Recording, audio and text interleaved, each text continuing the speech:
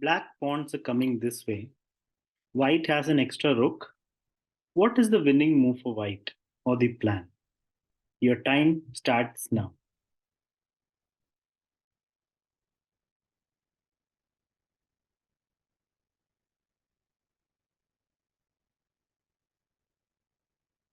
The correct move here is king h5. We have to get our king as quickly as possible towards the square so as to stop the pawn. Here, black will play king e4. We bring our king in. He moves his pawn forward. We bring our king more in. If he pushes it again, we bring the king to f2. And one more thing is, if after king g3, if he plays king e3, then we just go behind the pawn and we are in time to stop the pawn. We can give a check, force the king in front and get the king. So after king g3, pawn push, king f2, pawn d2, the king is going to stop the pawn and white wins. We don't have to worry about the h pawn because we can take it anytime with our rook. Instead, if you play king takes pawn, then the king is too far away. He needs 3 moves to get to g4. 1, 2, and 3 instead of the correct 2 moves solution.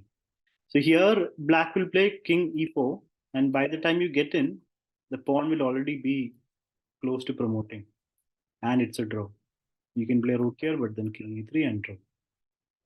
If you found king h5 and the plan to get closer, well done. Let's go to the next position. This is white to play and win. White's about to promote, but the white king is in front of the pawn. And black is also about to promote, but the rook has stopped the pawn firmly. How can white win this? If you move the king, of course, I'll give check and force you back or make you go to the corner. If you go to the corner, I'll come back to c2. So how do you win this? Your time starts now.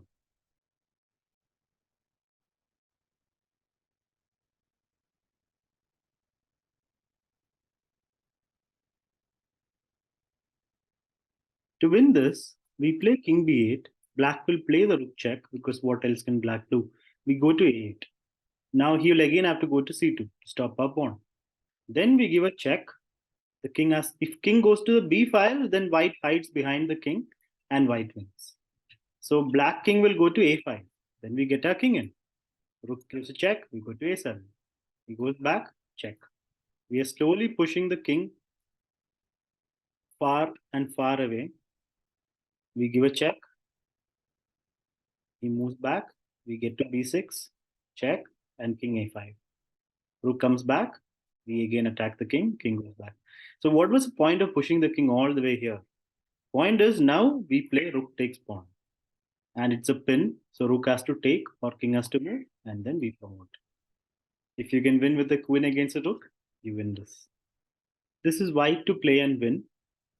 White has an extra pawn. Your time starts now.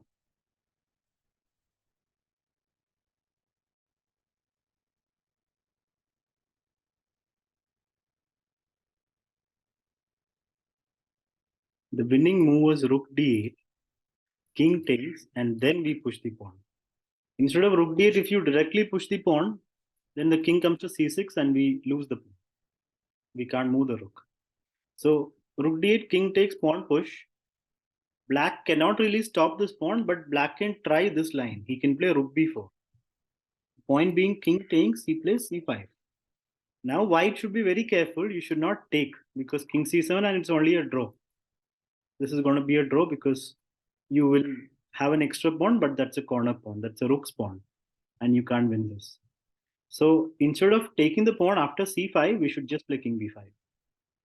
If he plays king c7, we bring the king in. We are defending the pawn. We are threatening king a7 and promotes. So king b8 and now just king b6. It might seem like black will promote first, but we are going to give checkmate. The black king is stuck. So we checkmate him.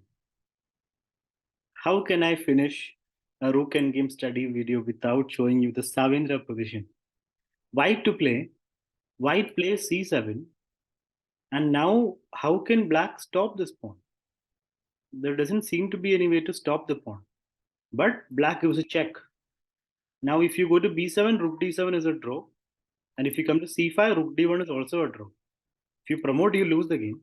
You'll have to go back and then rook c1 and it's a draw.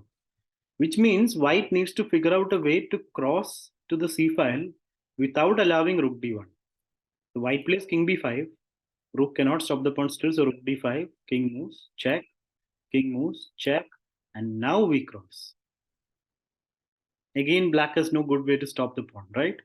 Can't go here, can't go anywhere. But black has one last trick left in his bag. He plays rook d4. If you promote, black will play rook c4, and that's going to be a stalemate. King has no squares. So the winning plan is, can you find out? We under promote to a rook. It's equal though, right? You have a rook, I have a rook. So how is it winning? It's winning because we're threatening mate, and black has only one way to stop it. But then we have king b3, and now we are attacking the rook and we are threatening mate, which means we are going to win the rook, and we win. This is white to play. White pawn is running down the board. Can you find the winning plan for white in this position?